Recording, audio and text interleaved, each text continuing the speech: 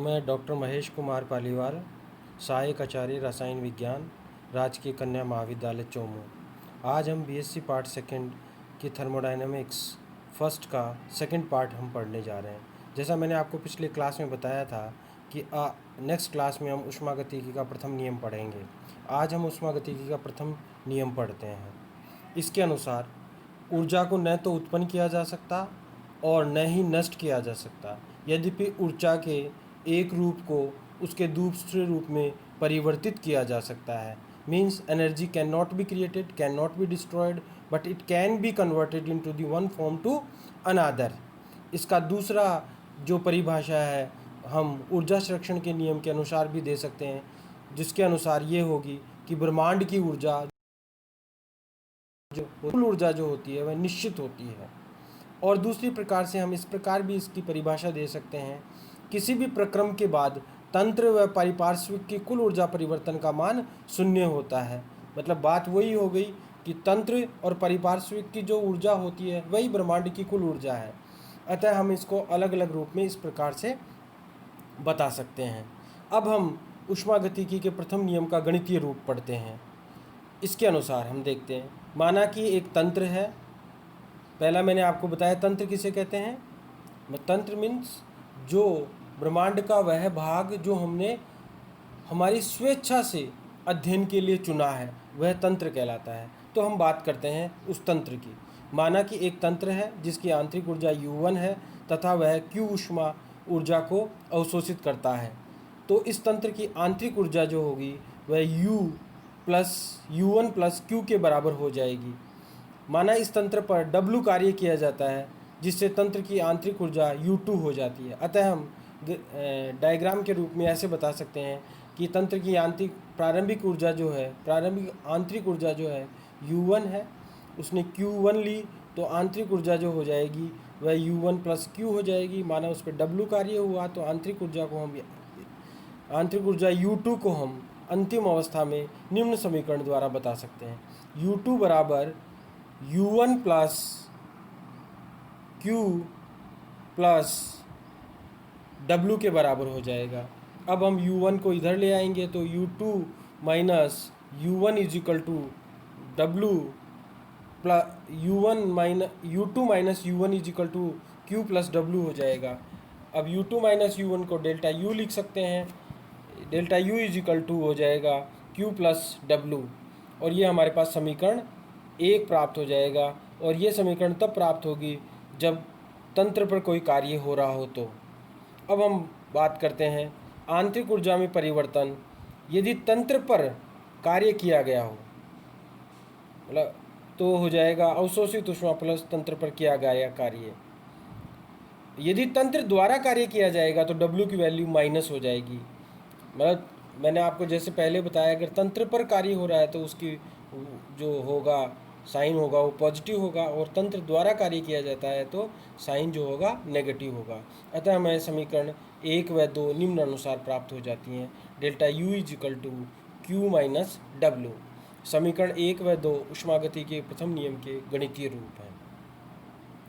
यहाँ यह बात बहुत महत्वपूर्ण है कि Q तथा W पथ फलन है और इनका योग जो है एक अवस्था फलन डेल्टा U है। यदि समीकरण 1 में W का मान रखते हैं तो प्रथम नियम का व्यंजक निम्न प्रकार से लिख सकते हैं। Delta U is equal to Q minus P delta V, जो कि समीकरण 3 में लिखा हुआ है।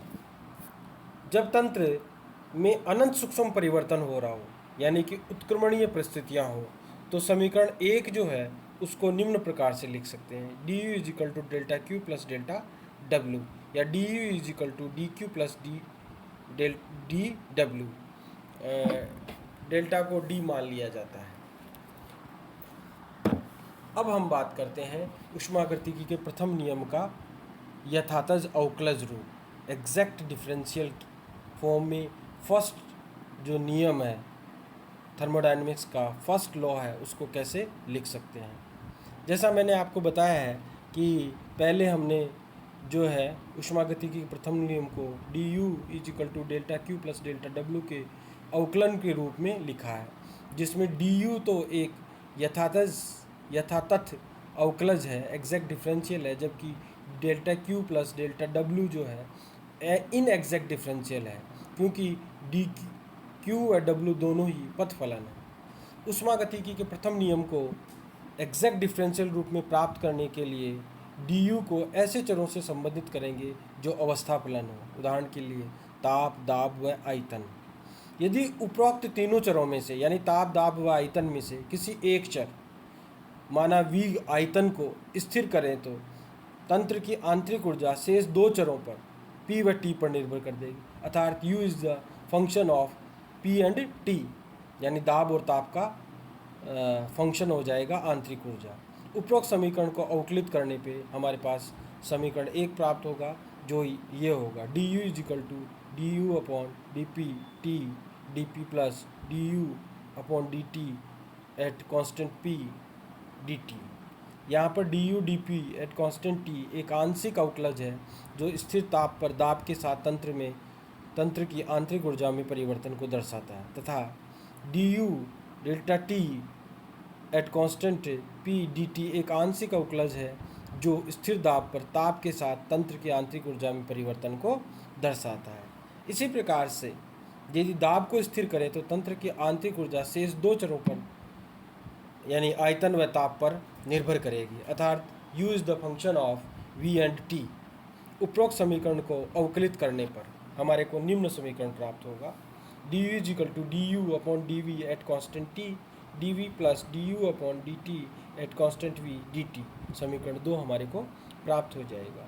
यदि किसी भी विधि या पथ से यदि दाब P से बढ़कर P प्लस डी पी व ताप T से बढ़कर T प्लस डी पी कर दिया जाए तो समीकरण 1 द्वारा डी यू का परिकलन किया जा सकता है। इसी प्रकार यदि किसी भी विधि पथ से यदि आयतन V से बढ़कर V plus d P d V व ताप T से बढ़कर T प्लस डी टी कर दिया जाए तो समीकरण 2 द्वारा डी यू का परिकलन किया जा सकता है।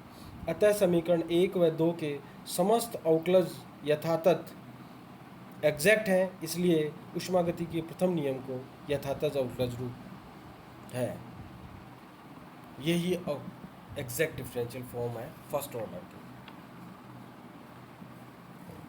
अब हम कुछ ऐसे परिवर्तन लेते हैं ऊष्मागतिकी के प्रथम नियम की समीकरण को अन्य रूपों में प्रदर्शित करने के लिए कुछ परिवर्तनों को लेते हैं।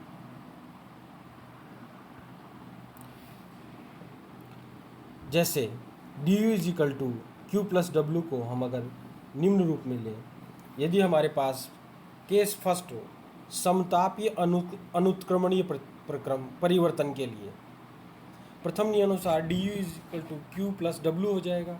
चूँकि समतापीय प्रक्रम के लिए आंतरिक ऊर्जा में परिवर्तन 0 होता है तो डेल्टा यू की वैल्यू जो हो जाएगी वो 0 हो जाएगी, तो 0 is equal to Q plus W हो जाएगा। Q is equal to minus W हो जाएगा और Q is equal to minus P delta V हो जाएगा, क्योंकि अनुत्क्रमणीय प्रक्रम के लिए कार्य का मान जो होता है पी डेल्टा वी के बराबर होता है।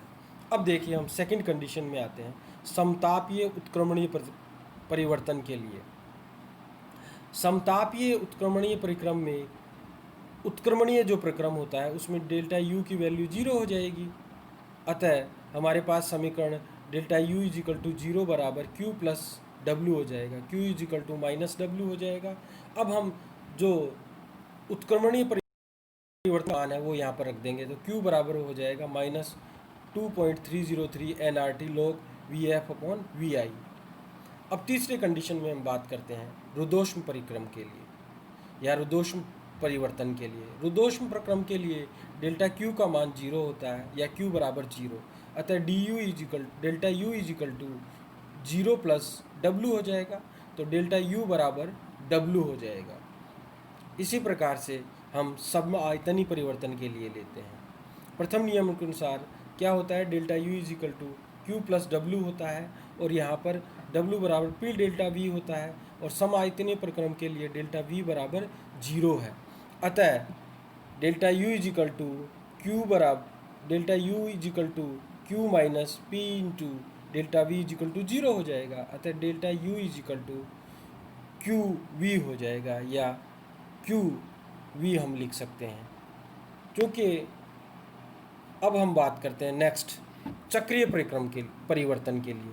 चक्रीय परिवर्तन के लिए जैसा मैंने आपको पहले ही बताया था, चक्रीय जब प्रक्रम होता है तो आंतरिक ऊर्जा में परिवर्तन तथा एंथैल्पी में परिवर्तन जो होता है वह शून्य होता है।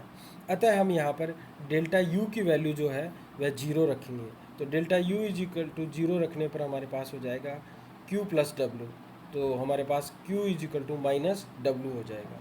अर्थात चक्रीय प्रक्रम में तंत्र द्वारा जितनी ऊष्मा अवशोषित की जाती है, तंत्र उतनी ही ऊर्जा के तुल्य कार्य करता है। धन्यवाद। अब हम नेक्स्ट क्लास में पढ़ेंगे आंतरिक ऊर्जा के बारे में।